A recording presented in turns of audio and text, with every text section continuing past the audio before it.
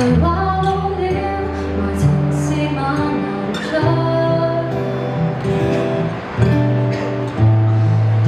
人情難辨輕窄流，我很多東西想做，卻沒有本事。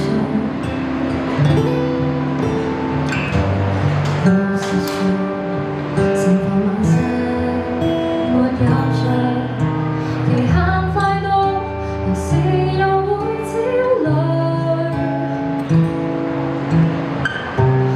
目前還未到達至年歲，誰話太就太內耗，就嫁不出去。